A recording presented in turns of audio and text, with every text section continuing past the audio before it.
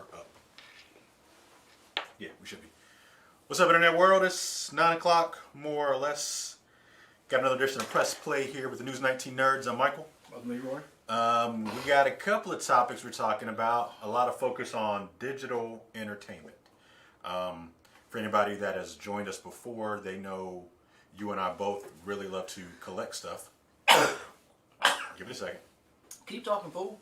I wanted to hear all the sneezes. I wanted them to hear all the sneezes. That's why I said give it a second. You and I have talked about how much we value physical over digital, just because we want the ability to be able to play it whenever, even if a server goes down, and you like the tactile feeling of having it in your hands.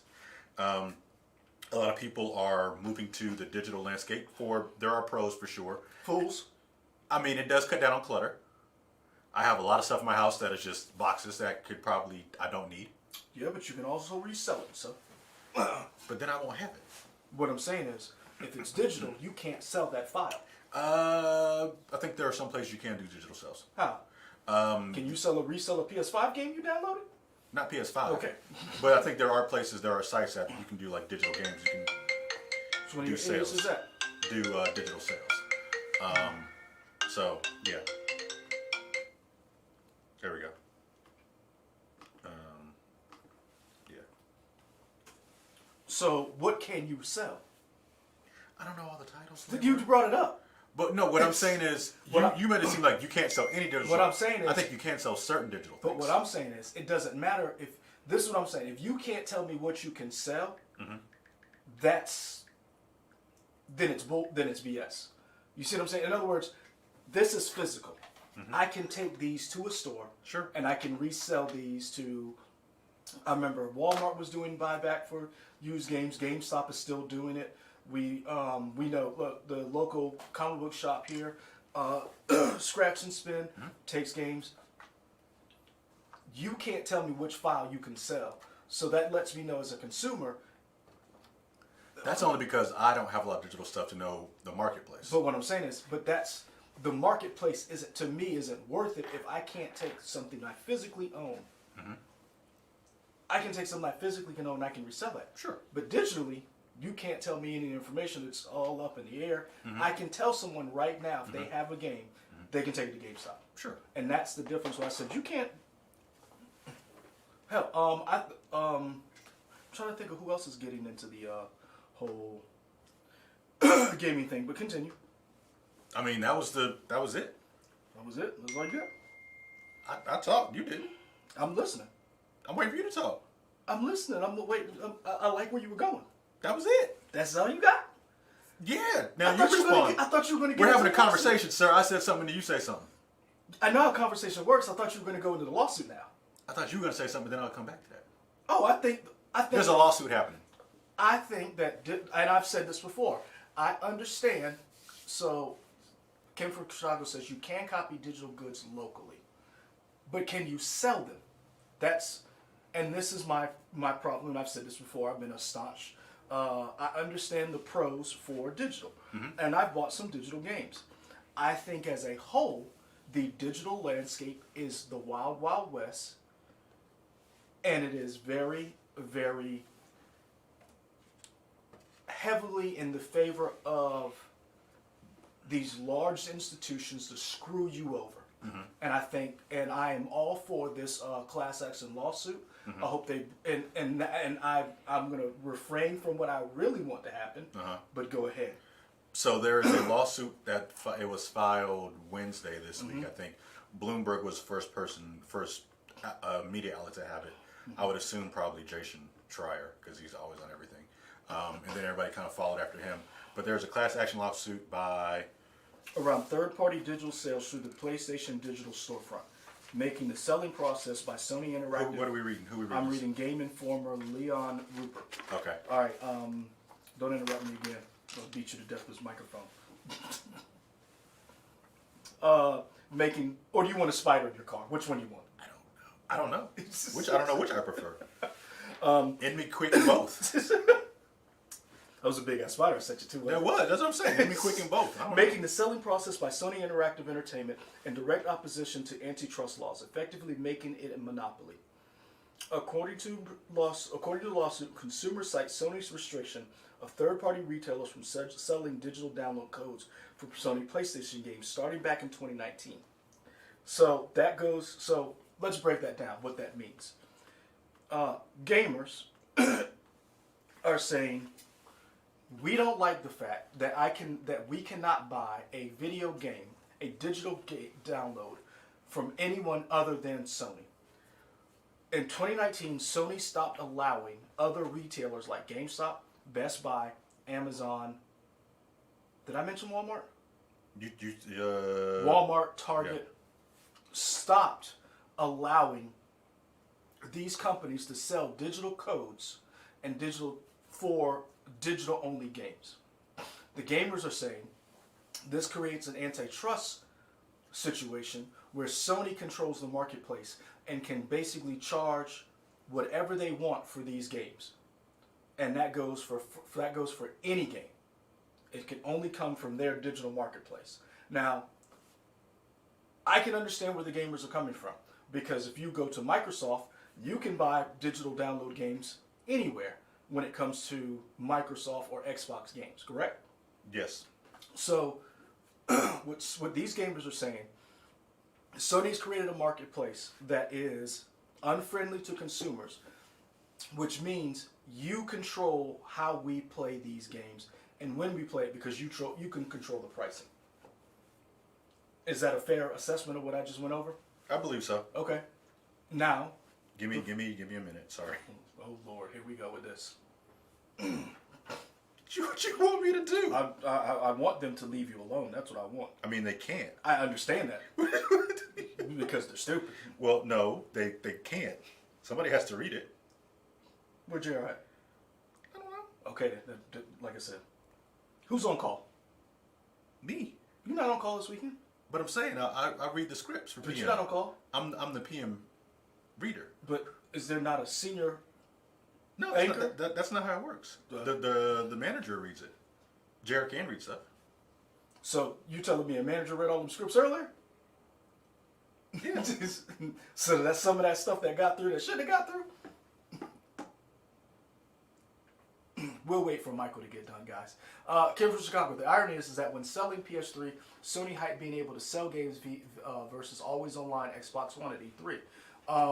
And we're going to get into that. The idea that Sony, a lot of people are feeling Sony's doing this in bad faith because they did, in the initial adoption of this digital platform, these digital things, talked a lot of game about how they were better than Microsoft, how the freedom of the gamer and all this other stuff. And now Sony is slowly but surely turning into an evil corporate overlord. So I am in total agreement that you want an open and fair marketplace, just so that people aren't being charged an arm and a leg, as it were, for a game that they could get physically cheaper somewhere else. Because the argument has always been, why aren't digital games cheaper anyway? Because you're not paying for the packaging and the boxing. It actually is better for they've you. They've already gotten rid of instruction books, which I hate. I used to love reading instruction books before I would play a game. You don't really get instruction books anymore. Now you get this. Yeah, if you're lucky, you may get like a piece of paper that says a DOC code for something. You mean like that? Yeah, exactly. You get like a little piece of something like here's a digital wallpaper or something like that. I think this is good because it talks to the overall people fighting against digital rights, people trying to have a monopoly on the digital economy anyway. This lawsuit was filed this week, but in another lawsuit, Epic versus Apple, that's been going on since last week. It's been going on for a while. Well, it finally went to court. It finally went to court, well, it was filed last year. Right. And now it finally got to... It's before a judge. Mm-hmm. I like this judge just because the judge realizes that they don't really understand video games, so they want everything laid out. So it kind of lets us see behind the scenes of all the video game stuff. Mm-hmm. But Epic versus Apple, they're also kind of fighting a digital lawsuit. Epic is saying that Apple has a monopoly in terms of how they're doing digital content. And also how they take their money. The fees that they charge. Right. So, yeah, to me... I'm hoping this opens the door so that more people have an open and free marketplace. Open the doors how? What do you mean? What do you want to come out of this lawsuit? In other words, Essentially, there's a plaintiff, there's a defendant. Who do you want to win? Because that's basically what plaintiff. Okay. Yeah. I set up for the people who are doing lawsuit. Essentially, my end game would be Sony's like, okay, we messed up, blah blah blah. Nobody's going to get refunds. I don't think that's going to happen. I'm hoping that they change their policy and let people sell these third-party codes again, whether it's on Amazon, Google, GameStop, wherever. You can go ahead and buy a digital card. That's what I'm hoping happens. Baby Tashiro says, I hate that we lost those playbook instructions. They were nice to read. Just alone. Agreed. And honestly, a lot of times they gave you things that the game doesn't like. Don't get me wrong. A lot of games try to do a very good job of like walking you through a tutorial and trying to get you up to speed on how this game plays. However, there's a lot of games, and digital manuals are searchable, but that's not really the point. The idea was, what we're talking about is that manual also allowed you sometimes, gave you a little tip the game may not tell you. There's a lot of games, and there are channels that says before you buy, or here's a little things that you need to know. There's actual channels. IGN does a good thing of that. Here's the 13 tips. They just did one for Resident Evil Village. Yeah. 13 tips you need to know before you start playing Resident Evil Village. And so it goes back to the idea of, here's this manual, here's this physical thing. I am okay with digital being cheaper. I am okay with paying more money knowing that this may be a little wasteful. And I'm willing to pay for that. I understand digital is probably better for the environment. The problem that I have with digital is that when you place these things in the hands of corporations, 9 times out of 10, they are going to screw over the consumer when it's left just purely based on the company, because the company's job is to make money. And they're going to make money off of who? You. There was this article I kind of printed out from Polygon. It was written by Nicole Carpenter. Oh, if you didn't say who it was written by, I was going to be all over that. Who's it written by? Who wrote that? It was written by Nicole Carpenter at Polygon, and it was... What's her name? Where'd she go to college? How old is she? Now we're getting weird. What? Start asking all these questions. This is, okay. Sony made $17 billion in revenue over the fiscal year that ended March 31st, 2021. So what you're saying is they're not hurting for money. Yeah, but I'm saying $7 billion of that, lawyers said maybe from them overcharging for digital stuff. Yeah, I believe it. Yeah. I believe it. Why do we think? Well, we know why they do it. They want money. Why do we think they're allowed to keep doing it? Because nobody's standing up until now and fighting them. Well, and essentially, nobody's taking them to task. They're like, we'll keep doing it until somebody calls us out. I'm gonna be honest with you, and I say this not to be funny. I say this because we are in a position right now.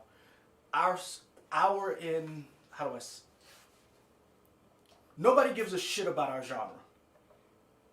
When it comes to video games, when it comes to comics, when it comes to nerd stuff, we are not as highly valued as, say, a sports team, manufacturing.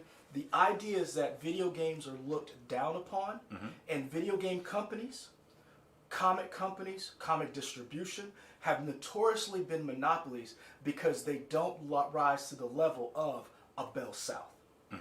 That's why. Bell South? Yep. Remember Bell South? I do, but why would you bring that up in 2021? Because they broke up that monopoly. I was like, remember okay. that? Remember Bell Atlantic, and they had to split up? Yeah, it's like Bell South. Because watch this. We have both said on this channel, and you've asked this. Why has nobody broken up the monopoly that Diamond has when it comes to comic books? Sure. And what did I tell you? Nobody gives a shit. Yeah, nobody's paying attention. And that's exactly why Sony is allowed to do... Lawmakers ain't paying attention to that. They're not bringing that on Senate hearings. And lawmakers don't play video games. And when you think about video games, when you think about the average person, when it comes to video games, what is the stereotype of our culture and our generation? I mean, fat, slovenly, lazy, all that kind of stuff. The Big Bang Theory. Yeah. And that culture allows for people to overlook what happens in these markets, what happens in these... What? Ken from Chicago and IMAX are bringing up AT&T. They broke it up and now they're coming back together. It's true. It is weird that they're somehow bringing in more stuff again. And regulation is supposed to keep that in check. Yeah. We don't have that because our things are not valued. And that's why I said, there you go. There's no money in litigation for video games and comics because they see us as the pawns that they take the money from. No one, like you said, has stood up to them and said, this is wrong. But also, there's no one helping them. If there's a monopoly in, let's say, home manufacturing, there's a dozen associations, organizations are going to stand up with homeowners to say, this is BS. We're being taken advantage of. Sony's making how much money? $17 billion for last How much year. of it was from overcharging? Lawyers say the $7 billion could have been for overcharging. $7 billion from overcharge. If that was ticket sales to the NFL, that would lead our show. Sure. Video games hasn't even made the website for ours, and we're a news station. That's why it's been allowed to be done. Because until we put this thing together, no one cared about anything nerddom. Sure. We had to give you a little behind the scenes. When Black Panther was announced and it was coming in theaters, how many times did we pitch that story that the main star for Black Panther was from South Carolina? Several times. Did it ever make air here? Yeah. When? I mean, it took a while. There you go. And so it took... And what did it take for it to actually make air? I don't remember all that. Ticket sales. You mean after like the first weekend or whatever? It had to take ticket sales in order for them to see that there's a market that we actually need to start paying attention to this. Sure. And that's why this stuff does not make... Because when you think about it, our main anchor person we were just talking about, what do you think his vision or his idea of what video games are? Probably Pong. Very low. And so that's what I'm saying. And so Ken from Chicago says, it brings up a very good point. Video game business outsells movies. He's right. Yeah. I know a lot of you probably do watch Twitch. If you see Twitch now, and if you've watched it back from when it was Justin.tv or whatever, you see like there's a lot more advertising on Twitch, and you see the companies that are advertising. I saw an advertisement for Excedrin, which was interesting to me. The companies that are advertising on Twitch and the fact that they are making their advertisements look like video games to really dive into people like, hey, video games are we can make money off of this. It kind of reminds me of, was it the Marines that had the recruitment ad that was like a video game? You remember Army that? Marines, it was a lot of one of them, yeah. And I remember they're playing for the movies or whatever, and just on TV. But yeah. Perfect example. Kim from Chicago says, I hated Big Bang Theory. It laughed at geeks, unlike sitcom opposite Community, which laughed with geeks. Sure. And Sean K says video games and comics are only in the news when it comes to violence or sex, and that's true. We only cover it, and I can say this. We both can say this because we only cover it when Black Coffee hits from Grand Theft Auto. We did do a story where this kid saved another kid across the pond. I remember that. Who put it in the show? We did. There you go. Well, that's not necessarily fair because even other news stories they wouldn't put in the show. But what I'm saying is, that's my point. Yeah. If they're not putting in other news stories, do you think for a second this is going to make it? Apple versus Epic right now, two major billion-dollar companies. Sure. Will never make our air unless you put it in. I was about to say, it'll make air. It does, I'll make sure it makes air. You have, and that's what I'm saying. So this lawsuit, and the reason why they've been allowed to get away with it is because of perception that people who play video games and video games as a culture, how it looks. Sure. So yeah, they're going to keep overcharging because they can get away with it. Yeah. And up until now that we know of, this is the only class action lawsuit that has actually made some headway. What? Breaking news. Breaking news. I got another article from IGN. This is from Leon Weissman, and I'm kind of reading this I think this either came out today or yesterday. A game developer and two other people are challenging Valve with a lawsuit over the company's dominance in PC digital games distribution. Ooh. On a blog run by Wolfire Games, CEO David Rosen revealed that he is leading a class action antitrust lawsuit representing game developers against Valve Corporation. He asserted that the near dominance of Steam on the PC games market increases the prices of games due to Valve's service taking a 30% Yep. commission from the sale of each game. Which is funny because that's what Epic is complaining about Right. Apple. He also stated that any attempts to diverge from that system would result in a game being removed from Steam.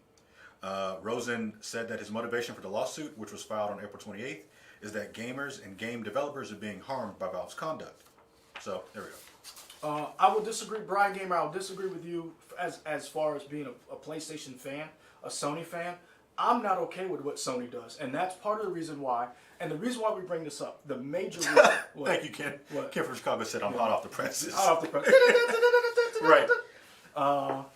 You should have like a film reel and a hat. I want like a hat. Yeah, like the green lantern. Yeah, with the press thing on it. Yeah.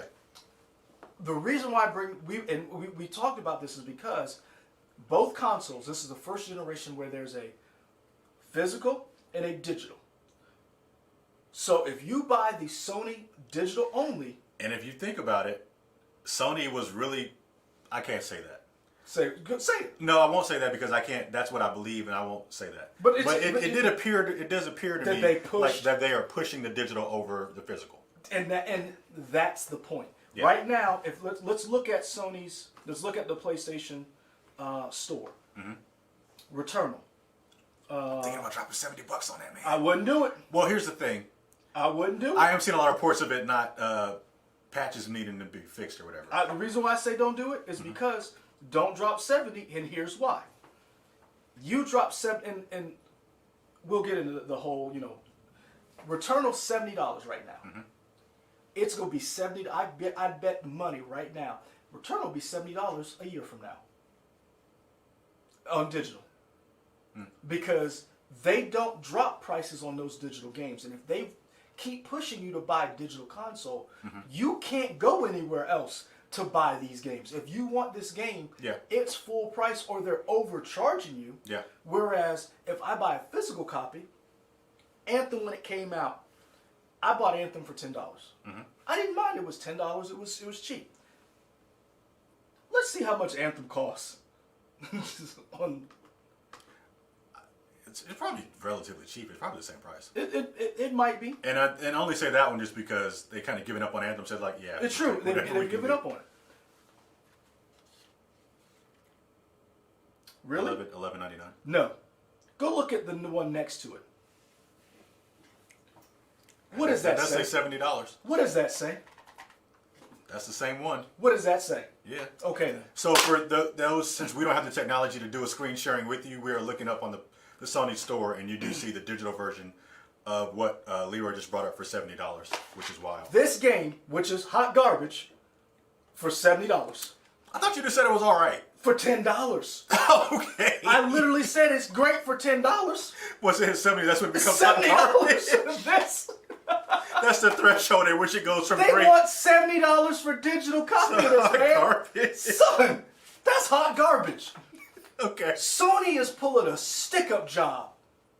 Like And we're all just like, So, you know what we're doing You know what Sony's doing? Sony just pulled a belly job on us. They ran up in the club and stuck us up for our money and made us strip butt naked at our grandma's house and took everything. They want $70 for this. First belly reference of the night. Who knew I was gonna get it in? I was waiting. How's it coming in tonight? There we go. Cool. But that's my point. Yeah. If you're doing digital only and you want to play this game, why is that version still $70? Yeah. And I don't know what it comes with, but I can tell you what it comes with. I can literally tell you what it comes with. Oh. Legendary weapon and gear attachment, Anthem digital soundtrack, which I need to download. Ranger Colossus Storm Interceptor. So that's the legendary gear that you get. Okay. Here's the download. Little sheet for it. Did you already redeem that code? I don't remember if I did. I was like, don't put that out there. Don't get that to them people. They didn't pay $10. You paid $10. I did. That's your It suit. might have been cheaper too. I don't know. Right. But this is the thing. If you go right now to the PlayStation Store, here it is. Legion of Dawn Anthem is $70. Sure. And here's the Legion of Dawn Edition upgrade is $10. You're right. And then the standard edition is $11.99. What gives? What is the difference? Why are you charging this? Yeah. And don't say it's a glitch. This is digital. This is what you do. Right, and it's been this way for, you know. That's like Google saying, "Oh, our bad. We didn't think to put a search engine." Who is always coming for me on Stadia? Is it Damien Estrada? Yep. I don't know. Has Damien chimed in today? I don't know tonight? if he's in here. Okay, because we probably will get to Stadia eventually, and the troubles they're facing. So I will take my beating for that. See, that's just I get, but we'll get into that too. And you know what? I wanted Stadia to do well, but I was scared for Stadia for what Stadia represented on the bad side because of this. Because if you can control who can sell the games, then you can control how much people pay. And as a business, yeah, that's great. But I don't want to support that because then I know you've got me by the short hairs. Right. You know, like the reason, you know why I cut trim my beard? Because when my beard was long, my son used to grab it and yank it up to pull himself up. So you've got me by the beard right here. And it's like, I can't do anything. I can't defend myself. Right. So I'm all for Sony being brought to heel. And hopefully this will like wake up other people who will say, hey, maybe we shouldn't do that. And my hat is off to Microsoft because they were ahead of the game. Talking about Microsoft, and we didn't discuss this before, but we talked about the Epic versus Apple lawsuit and all the juicy bit of game information that's coming out of it. One of the things that came out is that somebody from Microsoft said on record they have not made any profit from any of their consoles, like ever. All their profit comes from selling games and subscriptions. That makes sense. Which is interesting to me because I know Nintendo is notorious about selling stuff cheap, and they make profit off their consoles because they only release a limited amount. Right, and the way that they produce their consoles, they use parts that are going to be cheap so they can make profit off of it. So I think that's interesting that Xbox has made no profit from any of their consoles ever, and they only get it through subscriptions and software sales. But this is the thing. And Brian Gabriel's like, he did get in belly. Wow, I can get in belly just about anywhere. Yeah, I like that is like my belly, Aliens, and Bad Boys. I can find a way to get those three in. Yeah. I almost got Star Wars into my wedding. Yeah, this close. Katie, sometimes you kind of just peek in the chat. I don't know if you're in the chat, but She knew I was gonna try. I want to hear the story from your end if you're in the chat. She knew I was gonna try. Okay. Oh yeah. But if I remember correctly, and I'm trying to remember who said it, I was watching an interview with some of the execs at Microsoft when it came to Xbox. They knew they weren't going to make that profit off of consoles because they knew they were behind the 8 ball, so to speak. They had to play catch up. They had to play catch up, and they never cracked the biggest video game market that they still haven't cracked, which is Japan. Yeah. So they knew they weren't going to do. We ain't had that kind of money, Kim. Yeah. They had that kind of money. They knew they couldn't make that money. So what they did was they made these consoles and they tried to do the best that they could to provide us with another outlet for gaming, but they made their money elsewhere. Sure. And I want to say Ken from Chicago brings up a good point. It's like selling printers or razors and making money off of ink and razor blades. That's true. Hell, Apple Harry's does that. Harry's does that. But you know who else who also made something and then made money not off of the actual physical thing? Apple basically created an entire industry off of dongles. Yeah. CNBC has a video up right now about how Apple basically created the dongle marketplace and how you can go into any place and find something for an Apple product. Sure. And Apple did that.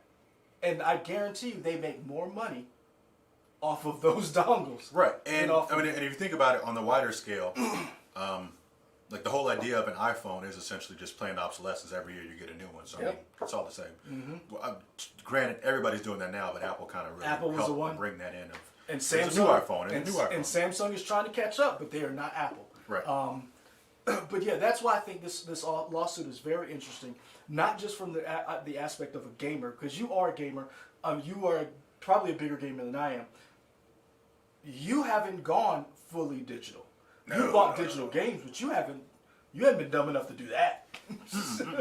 And again, we say all the time, but I don't mind repeating it. It's just having that physical copy, having that feeling to be able to touch it, know it's in your hands, and in the event that a server crashes or whatever, you can still play the game. I've really had a problem with always online games, the games as a service, only because sometimes where I live right now, sometimes my internet can be spotty. Sure. So, and I get power outages quite regularly. I'm still trying to, side note to that, yeah. I'm waiting for AT&T to bring out fiber. Yeah. I think fiber is probably in some parts of Columbia, but it's not widespread. It's not in Blackwood. And this is, or at least where I live in Blackwood. And this is why I was like, I love Stadia, but Stadia is not ready for at least another 10, 20 years. Until there's more broadband for access. Boom. Yeah. Because what just happened today? For us, South Carolina, they just brought broadband to Allendale. Right. Yeah. Senator Jim Clyburn. Yeah. Talked about how they're looking at bringing broadband to these rural areas. Yeah. And I like living a little far away from people having land, and I would love that. How my parents live right now is perfect. I would love that. But they always shout out to Mama Green and their awesome cooking. I'll be there Sunday. Part of the day because I gotta work. But yeah, part of the problem is with these always online things and digital is the fact that broadband has to be universal, and it's not. It's not unless you live in a major city. Yeah. Unless you live in a residential area where you have access to this, it's not worth going all digital. It's not worth having Stadia. It's not worth these things. Quick poll here in the chat. Y'all let me know, because essentially, what are our internet options here? Either AT&T or Spectrum. Depends on where you live. For us, it's AT&T Spectrum, or you can do. There's somebody else. I'm trying to. Verizon might have something. Verizon has something. They have the. If you guys had to choose AT&T or Spectrum, which one? Would Neither. You choose? Those are the only choices. I would go with Google. I would. Okay. I would. I'd find a way. Okay. Ryan Porter brings up Amazon beta testing those satellites next year. Hey, what's up, John Donuts? AT&T fiber is a myth. Handsome Rob says. Yeah, that's what got me to ask that question. That's what needs to happen. Now, regardless of what politics you ascribe to, the new infrastructure plan from the White House that Joe Biden is pushing has in broadband. Sure. And Vice President Kamala, is it Kamala or Kamala? Kamala. Yes, I'm sorry. Very important to get her name right. Kamala Harris is actually in charge of the rollout to get broadband to a lot of these rural areas, because we found out through the pandemic, through distance learning, that a lot of these places are F to the A when it comes to broadband. Sure. Which is a very big disadvantage for these communities when you have to go to school, when you have to remote from home. All of these things. Open everybody. Well, that, and let's hold Sony accountable, because this is a real dick move. Mm-hmm. Because you're pushing two consoles, one being only digital. And this is the thing, and we don't have the numbers for it. Yeah. Think they made more digital consoles than they did physical? I imagine so. and now everything we're saying now is essentially anecdotal, but I really do feel like I remember it seemed like they were selling more digitals than they were physicals, and it seemed like it was easier to get digitals than physicals. Granted, I don't know if they did that because it was cheaper, so they knew to make more. But we must have pissed somebody off. Did you see that? We lost the stream. We started talking about making the internet free for everybody, and they shut us down. We don't know. Calm down. That's what they did. We're not doing that. I'm not being. The revolution may be streamed. I'm not being a part of no conspiracy. I don't know about all that. But anyway, to be fair, we've lost streams before we were doing that. That's true. We talked about internet. We have Capri internet down here. So that is not new. Yeah. But yeah, it is one of those things where I think it makes you wonder, was there a concerted effort to push digital sales, but not just push digital sales, a digital console, because they know they have you. And that's the problem with this lawsuit. There it goes again, I think, or the quality. Yeah.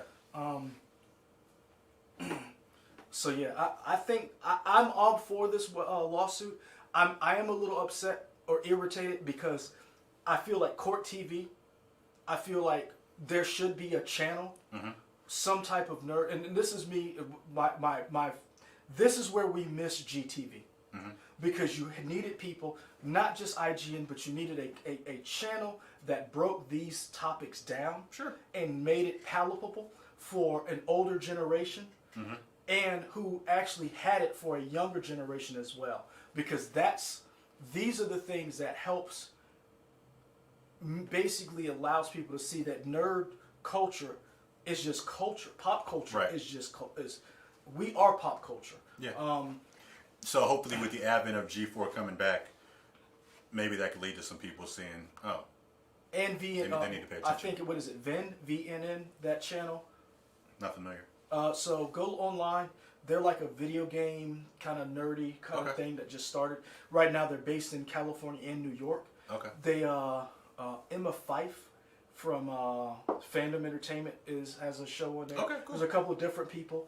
I watch it. A lot of times they do like a lot of gaming stuff as far as like, but this is where we need that channel, and that's kind of what we try to be on a smaller scale. But that outlet that looks at this and says, this is important. Sure. We need to cover this, and that's why I said. That's why they've been getting away with it for so long, because no one is paying attention. There's nobody holding companies' feet to the fire on crunch. Right.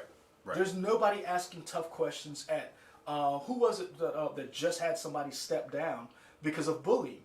It was an executive. Was it Riot? You could throw a rock and say, it could be CD Projekt. I mean, we've seen these things happen, but there's no, other than you have Polygon, Ars Technica. You mentioned Game Informer and Bloomberg, because your boy works there. You've got IGN, and that's about it. Yeah. For the big ones, yeah. For the big ones. I mean, Kotaku does good stuff, but they're just smaller. Yeah. But they took a hit because they lost Gawker. Oh, did they? Yeah, yeah. So, I mean, and they were doing some great work over there. Gawker and Deadspin. Yeah. So, I mean, you need the Vox and Verge is another one. But you need an all kind of nerd platform that really pushes the envelope, because this story wouldn't have gotten picked up if it hadn't been your boy from Bloomberg. Yeah. If IGN had broke this story, would this have made it to all the other outlets? I think looking at that, it's when they made the announcement that Jason Schreier was leaving Kotaku to go to Bloomberg, it was a big deal, because he was always the one who was breaking those stories about crunch. He was one of the people who helped break the story about like the troubles with Anthem. Yep, I remember that. That was a great article. And I posted that on our Facebook page. Right, him going to like a major outlet that people pay attention to, like Bloomberg, is huge for the nerd culture of like, people will pay attention to this more. So and that's what so you guys know that's what we try to do here. And some days it works, some days it doesn't. There's some days we've gotten stories on the air that we've been like, yeah, that's a good story. And there are other days we're like, damn, we should have covered that. And it has not been easy, because we're up against murders. Our 2 nuclear plants who were billions of dollars over budget. A bus hijacking. That's a very valid story. Those are very valid stories. Yeah. So the Epic Apple lawsuit may not make your show, because guess what? Yesterday, a little girl in Idaho shot 3 people. It wasn't even the top 10 story. Yeah. A little girl in Idaho brought a gun to school, shot 2 kids and a custodian. Guess what? It wasn't even the top 10 of stories. Yeah. It only made it in the 11 because you and Anna Grace put it in. So yeah, this is not going to make it into the show when you are competing against all these other news stories. And that's why it's very important for us to pay attention, and for us to have our own nerds outlet that focuses on these stories and lets other major institutions cover it. So maybe when this does happen, that outlet covers it, and then the major institution says, oh, here's a good story. We need to pay attention to this. You gonna watch Jupiter's Legacy? Huh? You gonna watch Jupiter's Legacy? Yeah, I'm gonna try to watch it this weekend. Okay. Yeah. I saw that it came out this morning or whatever. So yeah. Dude, yeah, Kim from Chicago. I was like, what? And we had it in the 11. That's how big sometimes news stories. That was out of Idaho? Idaho. That was Idaho. A decade ago, that had been breaking news. You're right, Ken. Now, it's A15. After a recruit escapes Fort Jackson and hijacks a bus of 18 kids. Like that's what these stories are up against. And again, that's why they've been able to get away with this, because if you being a gamer, you could pay attention to that. These other producers, that's not their bread and butter. If it was the NFL or the NBA, yeah, it might have gotten a look. So that's that story. We'd only talked about that. I didn't know what else you wanted to hit on. I was going to segue into the Stadia. I forgot about Stadia. Yeah, I mean, here. So, I subconsciously forgot about my yeah, I know. my defeated console. So here's the story that you told me about first. Google closes studios, dedicated game studios, after less than 2 years. This is from Ars Technica, from Sam. I don't know. Sam W. Sam Pacific Rim. Sam M. Sorry. Yeah, Sam Back in February. Yeah, Yeah. Sam reported this. So this is the first inkling we saw of Stadia losing some of its steam. Well, I can't remember if this was before or after. It might have been the same time as Jade Raymond left, because I always followed Jade Raymond because I remember her as being somebody who stood out when Assassin's Creed was first coming to the picture, and she was working at Ubisoft or whatever. But I remember she left, and then they shut down their game studio to just focus. Google Stadia still works. You can still use it, and you can still buy games and purchase games and stream games. But the development house that they had that were making first party games for Stadia is no more. But here's the thing, and this is what a lot of people, because I have another story we'll get to. Here's what Sam writes. Stadia's exclusive studio currently has 0 games to its name. This person hints at the possibility that some of its in-progress games may launch by year's end, but that's not entirely clear. Either way, with these studios' closures, the service will soon pivot exclusively to hosting other publishers' games instead of trying to develop their own. Which, I mean, you still have a lot of games, but if you don't have anything in-house that's exclusive to your channel or your service, what makes me get it? Because it's you still have the issue of, and I think there are, now that Stadia is available to everybody, there's essentially 2 versions. Is the Pro version, which gives you the 4K 60, it's supposed to be the 4K 60 frames per second streaming without a console, and then the free version, it's not 4K or 60, but you can still stream games. You just have to pay for them. Yeah. So yeah. And here's another part of the article. An unnamed source told Kotaku about issues from up top affecting studio game operations, saying Google was a terrible place to make games.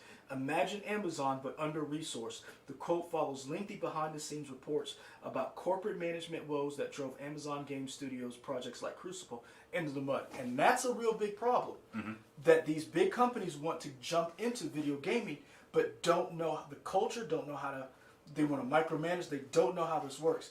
And we've seen with CD Projekt Red, they bungled Cyberpunk 2077. Amazon has a ton of money. We would like some of it. Yeah, that would be nice. But they couldn't get this to work.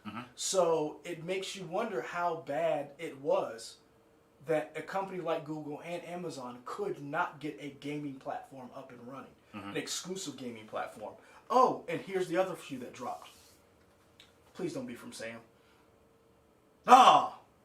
From Ron Ameda?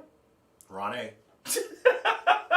That's all I got. I'm sorry. We are just like JR. Man, I mean, I don't know. Man, we're bad. So Studios VP and head of product leaves Google. Google's embattled Stadia division loses one of its highest profiled executives.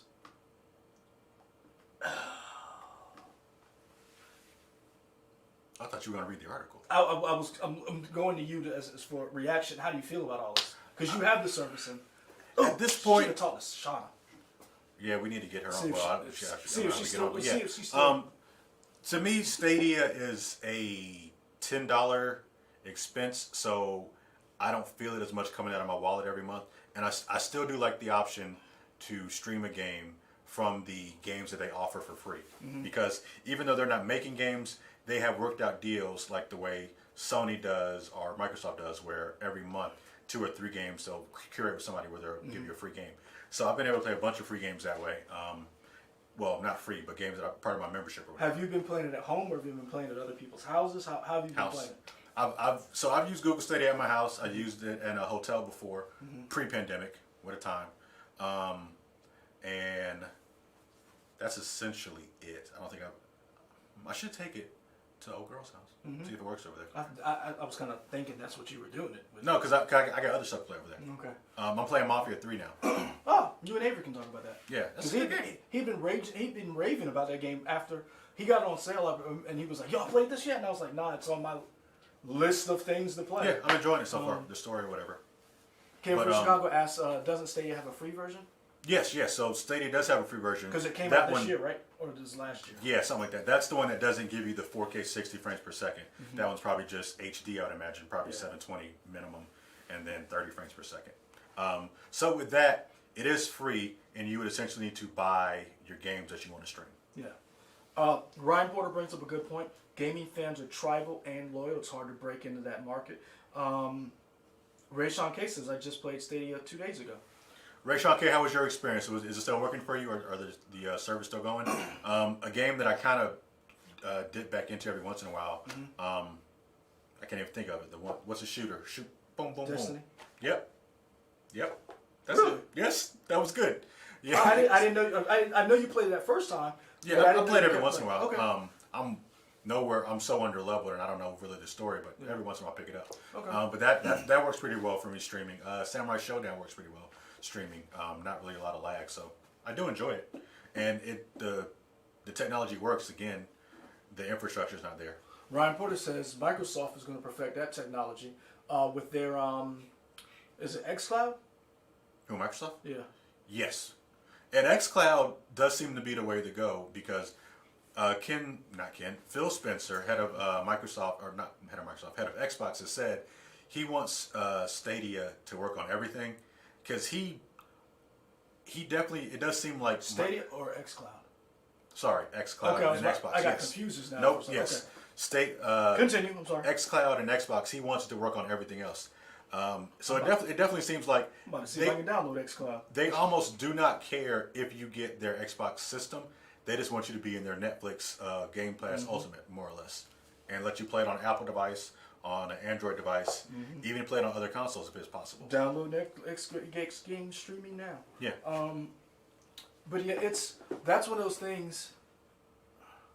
Ray Sean K says it was working good, and I was playing Destiny also. So Ray Sean, hold on, is that John Donuts? The thing. All games on Stadia will be on Game Pass and Sony new cloud service. That's the question where maybe Brian Gamer's right, that some of us were like, some Sony people were like, they're willing to overlook some things Sony does. Maybe that $7 billion was to help fund this small little cloud service thing that Sony's doing. I don't know. I make that joke because Sony has to come up with something to compete in this new, because this is the thing. Outside is going to open up eventually. Right. And that's when those damn switches are going to become hotcakes. You can go into the store right now and buy a Switch. Yeah. And they're not sure. You can't go into there are a lot of stores you can't go and buy a console. Sure, you still can't get an Xbox or But once or a outside PlayStation on opens sale. up, people are going to start reselling those. But those Switches, because you can take them outside, are going to start selling. Nintendo said they had their best year ever last year. Yep. During pandemic, so I can imagine getting. If more. you think it was good last year, Yeah. imagine being able to take that outside when you go to that concert, when you go camping, you do all these different things. So Sony eventually is going to have to come up with some type of mobile gaming. Yeah. After they screwed up and tried to shut down the Vita and the PS3, all those downloads. Yeah. They really need to get off of their haunches and figure out something. So John Donuts is bringing up PS Now still has a bigger library despite Xbox buying Bethesda. And that may be true, but I feel like the issue with PS Now is that the infrastructure isn't as good as people would like as Game Pass Ultimate, I believe. But I don't have PS Now, so I don't know. I think, and I don't know because I don't have PS Now right now, but I'm going to be honest with you. They don't have as many hits as much as Microsoft does with the addition of the EA games. So you have all your basketball, your football, the big show. They don't have Outriders on there. They don't have Destiny on there, or do they? I could be wrong. But they're like Game Pass has a lot. Sure. And again, I'm not a Microsoft fan. I'm just a fan of games. I have been a loyal Sony person, loyal Sony soldier for a while. Mm-hmm.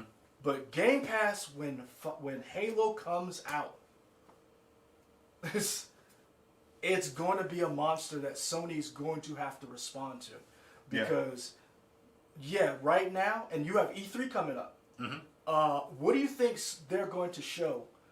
Because it's like this. You've got to show something. Who are we talking about? Microsoft. It's still weird for me for E3 because I don't think we have a solid schedule of actually who's confirmed to be there. I think Microsoft said they'll be there. Mm-hmm. Y'all let me know. Did Sony back out again from E3? Sony ain't coming. So they'll probably do their own thing. Because they like their state of plays. That's fine. Even though the last one didn't do much. Well, I like you talking about the Ratchet and Clank one? Yeah, I didn't watch it. I did. Really? But I like Ratchet and Clank. Yeah, it's alright. You should look at it, man. It looks really good. It looks really good, but I'm like, I mean, I like Ratchet and Clank. It's just, I've kind of... You need some real life explosions. You need real life, man. Man, my life is hard, man. That's why you go to Ratchet and Clank to escape. That's a fantasy world. Nah, man. We're talking animals. I need a fantasy world where, like Warframe, where I can shoot people with a... You need some robot ninjas. Yeah, like... Okay. I want to be a space ninja, son. Okay. But yeah, I don't know who's still supposed to be at E3. I'm excited about it just because E3 is always, it's kind of our Super Bowl, right? It's where everybody comes together. I don't know what they're going to show. I'm hoping they will continue on from one of Xbox's conferences last year where they showed a bunch of games that people were working on for Series X. So maybe we'll see more of Fable. Maybe we'll see more of the new Horizon, or not, the Forza game, some more of that stuff. Because I really want to see what this new next gen Fable or current gen Fable is going to be. John Dunham's. That's if I thought I told you. Sony, Master P. Oh, he was at the Black Expo. Anyway, just random. Yeah. You're right. If Halo Infinite is good, but this is the thing. At E3, I think they have to show something off from this big buy that they had, because it's like you bought a sports car, you bought a luxury vehicle. You don't buy a luxury vehicle to keep it in the garage. Well, here's the thing.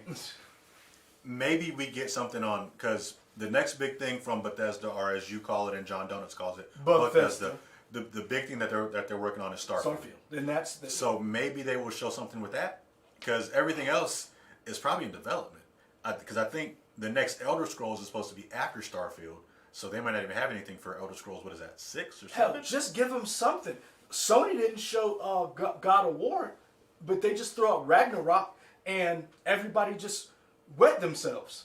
Mm-hmm. So just throw something up. Mm-hmm. Don't do a Killzone, but throw don't do that. Yeah. But I mean, throw up because no one has seen what Starfield is.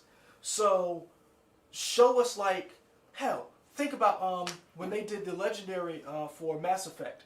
All they showed was Liara just walking and picked up an N7 piece of the hull, and everybody lost it from Mass Effect 4. Sure. So you don't have to do a huge, gameplay trailer. You just have somebody have one part, say, what do you guys got done? Mm-hmm. Throw that up there. Again, don't pull an Anthem. Please don't do that. And don't do a Killzone. But show us something.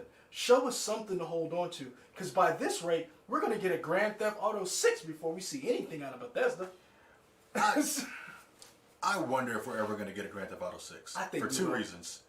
The Housers have said they don't really know how to parody life anymore because it's so wild. They don't even know how to make a parody of it for 6.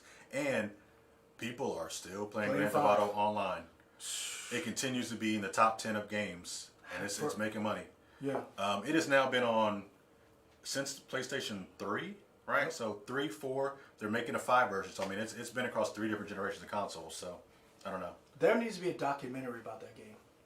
I'm sure there is. No, there isn't. Really? Yep. I'm talking like Alex Gibney documentary, like HBO Max. I'm talking like where you dive into like the developers who basically you show how this game started, and you talk to people like how they talk to people when they made Star Wars. No one knew Star Wars was going to be that big. Right. So, Ray Sean K says, please don't do a Marvel's Avengers, or of the things they don't want to happen. Yeah. Please don't do a Marvel's Avengers. You started playing it yet? no, it's still in the wrapper, man. Okay. Dude, I still don't know if I'm going back to play Last of Us 2. Okay. I'm still mad. Okay. I hold grudges. I don't let stuff go. But that's one of those things I'm like, you bought this, let's see where it goes. But back to this documentary, I would love, so there's a channel called Gamers, but the A is spelled with This a is a V. YouTube channel? Yeah, it's a Okay. YouTube channel. They kind of do this documentary thing. I want to see a really money, like, I watched last week The Last Blockbuster. That goes into like how Blockbuster started, how it crumbled, how this last Blockbuster is still open in Bend, Oregon, by the way, home of Bend Studios. Grand Theft Auto has been going so long. I would like to hear from the developers who started that game to where it is now and be like, did you imagine it could get this big? Sure. Like when you were working on this, writing the script, and then Hot Coffee came out and the news media was all over it. Did you expect it to be able to outlast? Like, think about how Grand Theft Auto, the last Grand Theft Auto, is it the longest running game? As far as like just game. In other words, being ported over. What do you mean? No, because you got stuff like Tetris, right? That would have come out for Game Boy, and they're still making versions of that. But that's still not. I guess the difference is with Tetris. For as far as was it third person shooter? Was it what is it called? I would say It's an open Grand world. Theft Auto is like An open world third person action adventure, maybe. What game has the same clout, the same following that has? And we're not talking about like a shooter like an Overwatch or Call of Duty or Counter-Strike. Yeah. Grand Theft Auto, man. I mean, I feel pretty confident. It's definitely probably one of the most lucrative games ever. Well, you ran sure. that in one of your that was one of your stores for. Yeah. So, Skyrim may be up there. You're right, John Donuts. So, what do you got? Skyrim, Grand Theft Auto. What's another freaking like? But those the thing are with juggernaut. Skyrim is Skyrim was 360. So okay, Skyrim been 360. Then they would have made a new one. So yeah, maybe about the same. But those Halo's a good one. But Halo to me falls into that same category, kind of like Call of Duty. They always make another one. Yeah, because the thing with Grand Theft Auto 5 is it's still just Grand Theft Auto 5. It's just 5. Right. Skyrim 5 is still interesting. They're both 5s. But yeah, Maybe Skyrim it takes 5 the is just fifth one for the. that's when you just keep making it the same one over and Is over. the Zelda count? Because Ray Sean K brings up Zelda. Does that? Well, to me, I feel like that falls in the same category of your Halo thing. Where, like okay. the franchise. The franchise keeps going, but Right, that yeah, game, specific so games yeah, the are- game itself. Yeah. Those two games are like juggernauts. Like you think about it. When they remaster that game, people still buy it. Yeah. So those two. Somebody says Madden NFL, which is interesting. I mean, I guess it depends on whether you consider a new one a sports different game, yeah. Well, I mean, a new one is a different game or is it the same thing? They're very good. So Madden could be. Yeah. Final Fantasy, is that a new game? I mean, or is it Is it just in the franchise? I would say franchise because you're getting a different one. That's a great question. Like what game is bigger, as far as, is it Skyrim or Grand Theft Auto 5? Like which one? Because it keeps getting ported over. I mean, to in terms of each- money, it's got to be Grand Theft Auto 5. I feel pretty confident about Grand Theft Auto Okay. 5. Or at least Grand Theft Auto Online, which is a suite in Grand Theft Auto 5. So I mean, those two games, just not All they do is update it, and upgrade it, and they just keep making it, and it keeps making money. Ryan Porter, what made you bring up Marvel sitting on Black Widow? I mean, it's supposed to come out in July. I hope they don't delay it anymore. Oh, it's coming out in July. I mean, at this point, I think it's coming. The reason why I can say surely, and we can talk about that for a little bit before we have to go. We got a few minutes. That trailer that came out was very well done. Mm-hmm. And I think that was. Is that the first time you got excited for the movie? Because I know before the trailers have. I still don't. I'm not like. Oh, okay. I was excited for the Eternals. When I saw that, I was the like. The first 3 seconds or whatever. Like, what is this? I'm gonna tell you right now, I was more excited for the Eternals than I was Black Widow. I don't think that's a hot take. Because it looks different. The way it's shot just looks different. And this is the thing. I want to see Black Widow. Yeah. But Black Widow has, and I don't know if it was because it was late or because Scarlett Johansson. I don't know what it is, but the Eternals is like, to me, game changing. Mm-hmm. It's something new. Like, you knew what you were getting with all these other movies. No one knows what we're getting with the Eternals. Mm-hmm. It's kind of like with WandaVision. You didn't know what you were going to get with that. Mm-hmm. I thought it was very interesting that they dropped another movie on us in between that we didn't see coming. Marvels. No, we knew that was coming. We knew Marvels was coming? Yeah, that's just. I thought that was new. I did not know Marvels the movie was coming. Well, Marvels is what they're calling Captain Marvel 2. Oh, that's what they're calling it? Yeah, you didn't know that? No. Breaking news. Yeah. I did not know that. Yeah, that's Captain Marvel 2. Oh, okay. Yeah. I stand corrected. I did not know that. And then you saw all the insignias, right? So you had Captain Marvel logo, you had Miss Marvel logo, mm-hmm. and you had Photon's logo. Yep. Kim from Chicago says Marvel is Captain Marvel 2. Yeah. I did not know that. I apologize. Yeah. And Kim from Chicago, I know the movie has been owed. However, I have not been all that excited about Black Widow. I've been more excited about Shang-Chi and the Eternals. Mm-hmm. I just really have been. So I'm sorry. I can't. I don't want to lie to you guys. Sure. But that trailer, I will tell you, I didn't tear up. But it you know what's so weird? Hit me in the feels, man. Now that we're just talking about random stuff, mm-hmm. when they showed the opening reaction for Endgame, that definitely took me back to when we saw it, and they were like, Avengers, like, yes, I remember that feeling. Good job, whoever cut that trailer. They did a good job. Yeah. I will say, people keep saying Eternals is going to be Oscar-worthy, so I'm interested because Marvel Studios hyping it up. I don't know if it's going to be Oscar-worthy. I just think that collection of actors, how do you pull that off? Sure. From Angelina Jolie, who we know can act, mm-hmm. from Rob Stark to Paperboy, Camille Nanjiani. And, like, when you think about, like, the level of acting that's going to be in that movie, directed by the woman who did Minari, or Minari. Did she do Minari? She did Minari. Okay, I know she did. Because a lot of people were wondering. A lot of people were wondering, because the Oscars on ABC, right? Yes. A lot of people were wondering, would they drop Eternals trailer during the Oscars because the woman was up for Best Director, who did both. That's not the right director. It's not? Nope. I'm glad I looked it up. Nope. I'm looking it up. Lee Isaac Chung directed Minari. Who did? Nomadland is yes. That's what I was. Yes. I'm sorry, but thank you. But a lot of people are asking that. Matter of fact, some people in here were asking too. Would they drop it because she was up for Best Director, and it was right on the heels of Kevin Feige? Because you had brought this up. What was Marvel doing that allows these directors to continue to flourish in this environment that no one else seems to get right? We've seen, whether it be Star Wars, whether it be Warner Brothers, hell, we've had problems in other franchises. Well, they weren't directors; they were more actors. Fast and Furious. Mm-hmm. Marvel has had very little, and so they were wondering would we get an Eternals trailer mm-hmm. during the Oscars since they were both ABC properties. We got to go. Okay. What got you through the week? Nah, what got you through the week? Because the week ain't over for me yet. I got to work Saturday and Sunday. Oh, you do? Oh, that's true. I forgot about that. The week ain't over for me yet. That's true. What was I playing? Still playing Empire Sin strategy mm-hmm. game on Xbox. Finally started watching Schitt's Creek. I was a fan of everybody involved, and I tried to watch when it first came out.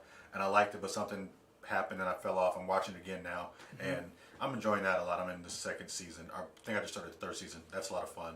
So those two things for me. Okay. Yeah. I've been playing. What got you through part of your week? I've been playing Warframe. Comics, man. Okay. I got a stack of comics I've been trying to get through. So many new things have come out comic wise. Oh, excuse me, y'all. So yeah, that's been getting me through. And House Hunters and Love It or Listed and Property Brothers. Those are fun shows. I've been watching. Sure. Couple of people made me mad because they chose the house. I get mad. I literally do. I get invested when I watch some of these house hunting shows and they pick the wrong house, and I'm like, you dummy. Okay. You said you want an open concept kitchen, and you did not do that. Thanks, Avery. Yeah. Coming in here. Yeah. Cool. So yeah, that's what got me through the week. Okay. Yeah, guys, this is a hard week for us. So I don't know how it's been doing for you. For those of you who have moms, I'm going to say for David Cooper, I remember his saying his mom had passed last year. So for those of you who this is maybe your first year without your mom, I understand Mother's Day may be hard for you. Sending love out your way. Mother's Day is Sunday, so hug your mom if you got one. Stay safe. Take care. This virus ain't going nowhere, so put your mask on and wash your hands. And we're out. You guys have a good weekend. We'll try to see you next week. Hopefully it'll be LeVar, because ain't nobody else that good. Aphrodisiac says we should get a new host of Jeopardy. Well, not if Aaron Rodgers don't want to play.